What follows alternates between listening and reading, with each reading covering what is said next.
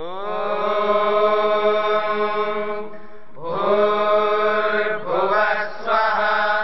तत्सवितुर्वरेण्यं भर्गो देवस्य धीमहि धियो यो नः प्रचोदयात्।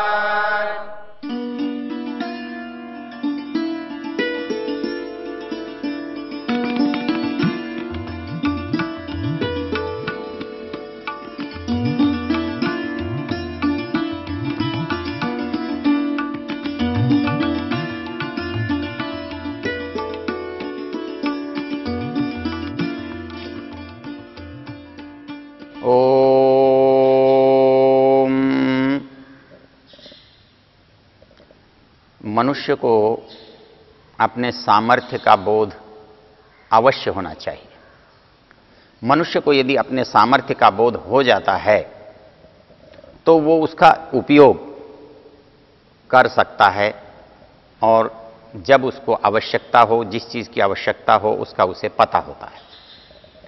तो हमारे ऋषियों ने इसलिए हमको समझाया कि तुम मन का जो सामर्थ्य है, मन की जो क्षमता है, उसको तुम जानो और उसको जानने के बाद तुम उसका उपयोग कर सकते हो। तो हमने यदि अनुभव किया और उसे देखा तो हमें पता लगता है कि ये मन जो है असीम शक्ति वाला है। इसकी इच्छाएं बहुत हो सकती हैं। तो संसार में एक रहस्य समझ में आया कि संसार की जितनी सारी वस्तुएं हैं, सारे संसार के भोग हैं, ऐश्वर्य हैं, धन संपदा है, उसकी इच्छा एक व्यक्ति कर सकता है और वो सब उसे प्राप्त नहीं हो सकते। और यदि आप ये कल्पना करें कि सब मनुष्य चाहें तो यदि एक व्यक्ति इतना चाह सकता है, इतनी इच्छा कर सकता है, तो वो इच्छाएं प्रत्येक मनुष्य में हैं, तो हर मनुष्य उसको चाहेगा तो क्या होगा? तो उस समय जो परिस्थिति पैदा होगी वो मनोवैज्ञानिक है। वो ऐसा ही होगा जैसे कोई राजा एक देश में एक व्यक्ति बन सकता है और कई व्यक्ति राजा बनने के इच्छुक हों, प्रयत्नशील हों, तो परिणाम एक व्यक्ति राजा बन गया तो शेष लोगों के पास राजा न बनने के दुख के अतिरिक्त क्या होगा? अर्थात इन इच्छाओं के साथ एक जो दूसरी महत्वपूर्ण बात है कि जब हमारी इच्छाएं पूरी नहीं होती, हमारी इच्छाओं का व्याघात होता है, उन पर चोट लगती है, तो उससे जो चीज पैदा होती है वो बिल्कुल उसी तरह से कि जैसे इच्छा पूरी होने पर जो हमारी मनोदशा होती है, हमें सुख का अनुभव होता है, हर्ष होता है, उल्लास होता है, प्रसन्नता होती है, तो यदि वो काम नहीं होगा तो निश्चित रूप से उसका उल्टा होगा, उसका प्रभाव विपरीत होगा, परिणाम उल्टा होगा। तो यदि हमको हमारी इच्छा पूरी होने पर जो सुख मिल रहा था, यदि किसी कारण से वो हमारी इच्छा पूर्ण नहीं हुई और उसमें किसी ने रुकावट पैदा कर दी, तो हमारा उसके प्रति आक्रोश होना, इच्छा की अपूर्णता से दुख होना, खेद होना, निराश होना, ये सब की सब बातें अपने आप उत्पन्न हो जाती हैं। तो इसलिए यदि हम ये सोचें कि हम अपनी इच्छाओं के अनुसार चलेंगे और अपनी इच्छाओं की पूर्ति करेंगे, तो ये किसी अंश में तो संभव है, थोड़े अंश में, लेकिन अधिकांश में ये है कि ये इच्छाएं कभी हम पूरी नहीं कर सकेंगे। तो अब दो बातें हमारी समझ में आनी चाहिए। एक बात हमारी समझ में ये आनी चाहिए कि इच्छाएं असीम हैं, असंख्य हैं, आप कभी तक भी उनको चाह सकते हैं। और दूसरी बात हमारी समझ में ये आनी चाहिए कि संसार में चाहने वाले बहुत हैं, चाही गई वस्तु थोड़ी हैं। ये पृथ्वी तो एक है, लेकिन इस पृथ्वी को चाहने वाले लाखों करोड़ों हैं। तो ऐसी परिस्थिति में सबके पास तो सारी पृथ्वी नहीं हो सकती, सबके पास तो सारे सुख नहीं हो सकते, सबको तो सब कुछ नहीं मिल सकता। तो ऐसी परिस्थिति में हमारे अंदर जो कुंठा, जो आक्रोश, जो दुख, जो असहिष्णुता पैदा होगा, उसका क्या होगा, उसका परिणाम क्या होगा? तो उस क्या दुख को हम कब तक ढोते रहेंगे, कब तक देखते रहेंगे, कब तक याद करते रहेंगे, कब तक सहते रहेंगे? उस दुख से फिर हम कैसे बचेंगे? बचने का एक ही उपाय है कि तत्व को समझो। एक ये समझो कि हमें ये इच्छाएं हैं, इनका हमारे लिए कोई उपयोग नहीं है, ये निष्प्रयोजन है, इनका शरीर से कोई संबंध नहीं है, मन को इनकी आवश्यकता नहीं है, मन से इनका कुछ बनता बिगड़ता नहीं है, तो ये क्यों चाहता है? और इनके चाहने से हमारा नुकसान होता है, हमारा शरीर नष्ट होता है, समाप्त होता है। तो जब ये बात हमारी समझ में आती है, दूसरी बात हमारी समझ में ये आ जाती है कि कोई भी व्यक्ति अपनी समस्त इच्छाओं को पूरा नहीं कर सकता है। ये विवेक होने पर आदमी को इच्छाओं से बचने की एक नई इच्छा पैदा होती है। वो ये कहता है कि ये दुख से बचने का उपाय क्या है? या तो वो दुख जिससे वो पैदा हो रहा है वो कारण मिट जाए, वो सुख मुझे मिल जाए, और वो सुख मुझे मिल जाएगा तो ये दुख मिट सकता है। लेकिन वो सुख मुझे किसी भी परिस्थिति में मिलने वाला नहीं है। जब सुख मुझे मिलने वाला नहीं है और दुख से मैं बचना चाहता हूं, तो उस परिस्थिति में दुख से मुझे छूटने के उपाय करने ही पड़ेंगे। और दुख से मुझे जब छूटने के उपाय करने पड़ेंगे तो दो ही बातें मुझे ढूंढनी होंगी। एक तो मैं अपने को कैसे सुखी कर सकता हूं, और दूसरा मैं इन दुखों से कैसे छूट सकता हूं। तो कैसे छूट सकता हूं, तो सीधी सी बात है कि जो मेरी प्रवृत्ति दुखों की ओर है, वो प्रवृत्ति यदि मैं वहां से हटा लूं, मैं अपनी दिशा बदल दूं और उनको पाने की चाह छोड़ दूं, तो मेरे दुख का निराकरण हो सकता है।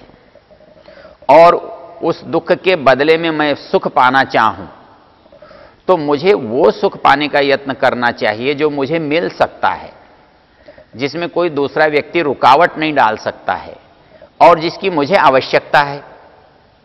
मुझे ऐसे सुख की आवश्यकता है जो मेरे दुख का निवारण कर सके, मेरे दुखों को दूर कर सके। मुझे ऐसे सुख की आवश्यकता है जिसमें कोई दूसरा व्यक्ति रुकावट न बन सके, बाधा न बन सके। मुझे ऐसे सुख की आवश्यकता है जिसको पाने के बाद मुझे लौटना नहीं पड़े, उसमें मुझे पूर्ण आनंद आए। तो ऐसी जो परिस्थिति है वो कौन सी हो सकती है? वो भौतिक नहीं हो सकती, वो सांसारिक नहीं हो सकती। इसके लिए, क्योंकि दुख होने का मतलब है अधूरापन, दुख होने का मतलब है अभाव, दुख होने का मतलब है असामर्थ्य। मुझे बीमारी से दुख होता है, इसका मतलब स्वास्थ्य का अभाव है। मुझे किसी चीज के न होने का कष्ट होता है, इसका मतलब वो चीज आनी चाहिए। तो जहां जहां दुख है, जहां जहां इच्छा है, इसका दूसरा मतलब होता है वहां वहां अभाव है। ये जब मेरे अभाव की अनुभूति मेरे से मिट जाएगी, जब मुझे किसी चीज का अभाव नहीं लगेगा, तो कब लग सकता है ऐसा? दो परिस्थितियां हैं, या तो वो वस्तु मुझे मिल जाए या मुझे उस वस्तु की आवश्यकता ना रहे। तो मुझे वस्तु मिल जाए ऐसा संभव नहीं है। हां, ऐसा मैं अपने को बना सकता हूं कि मेरा काम उसके बिना चल जाए। तो दुनिया में सबसे सुखी वही व्यक्ति होता है जिसका जिस किसी वस्तु के बिना काम चलता हो। तो ये वस्तु के बिना काम चलाना, ये जो प्रवृत्ति है, ये हमें संसार से विमुख करती है।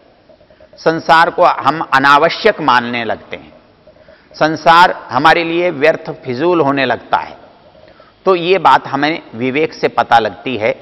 तो हमें लगता है कि हम जिन चीजों से, जिन वस्तुओं से सुख की इच्छा कर रहे थे, और हमें ऐसा लगता था कि इन वस्तुओं के बिना हम कैसे जी सकेंगे, मेरे पास मकान नहीं होगा तो कैसे जीऊंगा, गाड़ी नहीं होगी तो कैसे जीऊंगा, धन नहीं होगा तो कैसे जीऊंगा, परिवार नहीं होगा तो कैसे जीऊंगा, मेरे पास पद नहीं होगा तो मैं जिंदा कैसे रहूंगा। लेकिन संसार में मैं देखता हूं कि ऐसे बहुत सारे व्यक्ति हैं जिनके पास ये कुछ भी नहीं है, और ऐसे तो बहुत ही हैं जिसके पास कुछ कुछ है, बाकी कुछ नहीं है।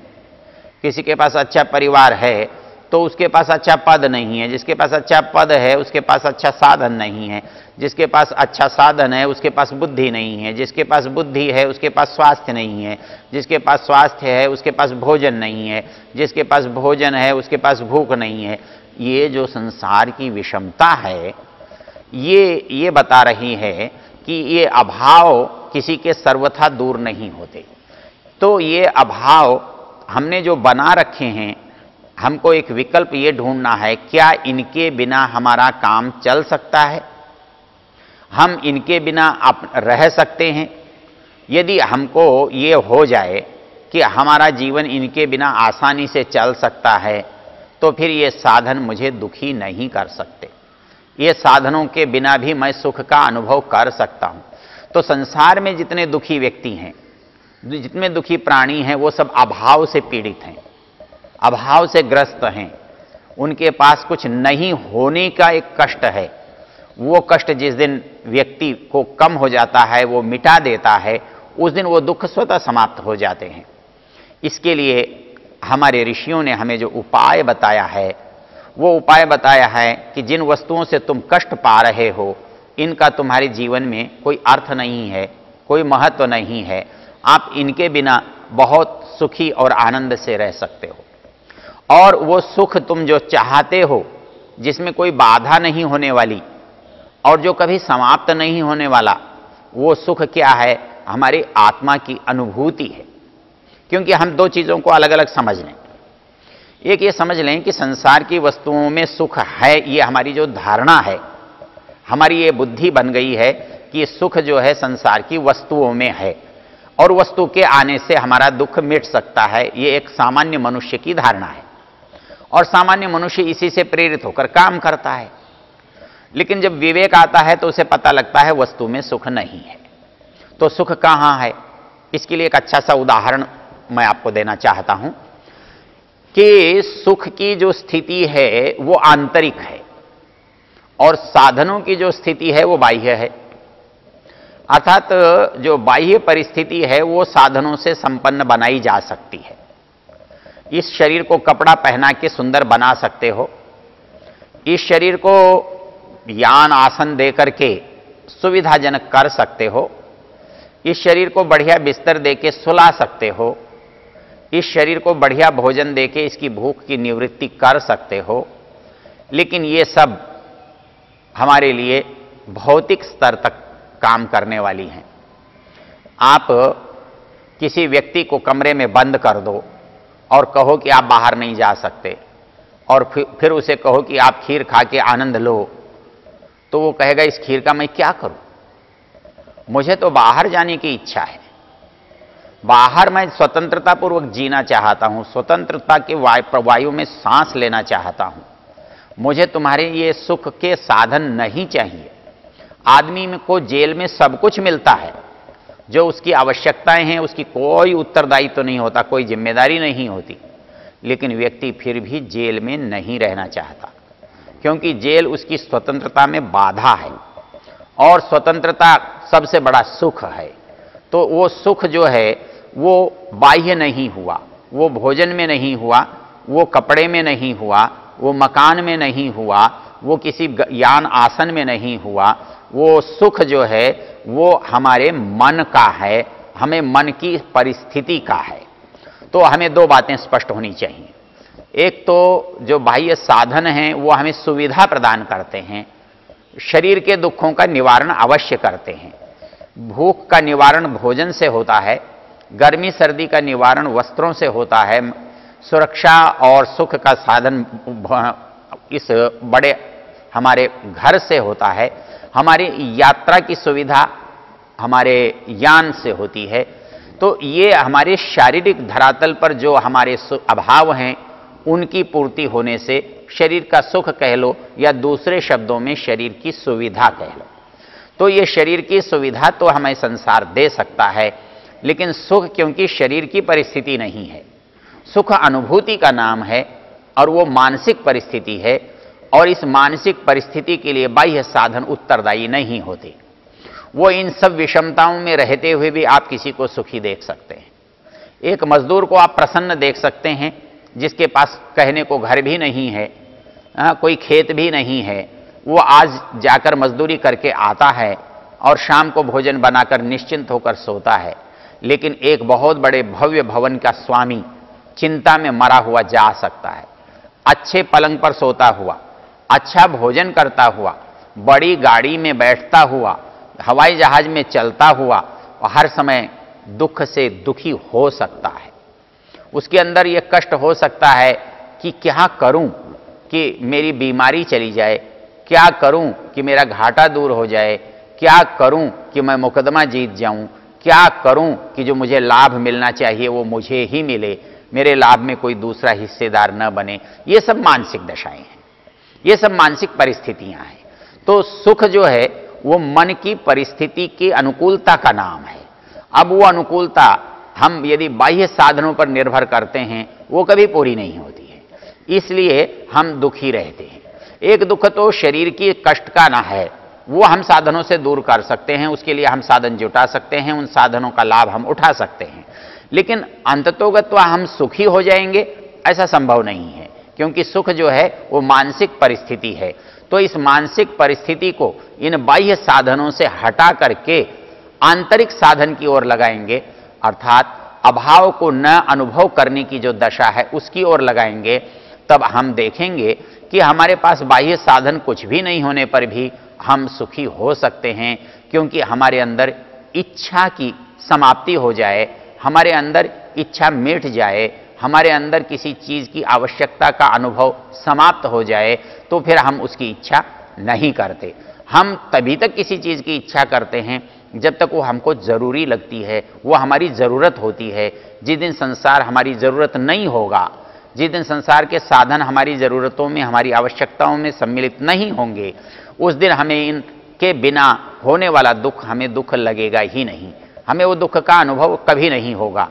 तो इस दृष्टि से जब हम विचार करेंगे, इस पर चिंतन करेंगे, तो हमें पता लगेगा कि हम जो संसार में वस्तुओं के पीछे दौड़ रहे हैं, ये इसलिए दौड़ रहे हैं कि हमें मर्यादा का, हमारी सीमा का पता नहीं है कि कितने साधन हमारे लिए आवश्यक और अनिवार्य हैं, और उसके बाद कि कौन से ऐसे साधन हैं जहां उनकी हमें आवश्यकता नहीं होती है। यदि ये भेद हमें पता लग जाए तो हम अपनी आवश्यकताओं के बाद अपने को वापस मोड़ लेते हैं, और हमारी मन की जो परिस्थिति है वो हमें ऐसी बना देती है कि हमें फिर कोई संसार की जो बाधा है, संसार की जो वस्तु है, वो हमें दुख नहीं दे सकती। इसलिए सुख मानसिक है, आंतरिक है, और सुविधा बाह्य है, शारीरिक है, भौतिक है। तो इसलिए भौतिक साधनों से सुख की कल्पना गलत है, अनुचित है, मिथ्या है। तो हमारा ये जो ज्ञान है हमें इसका बोध कराता है और हमें वास्तविक सुख की ओर ले जाता है। ओम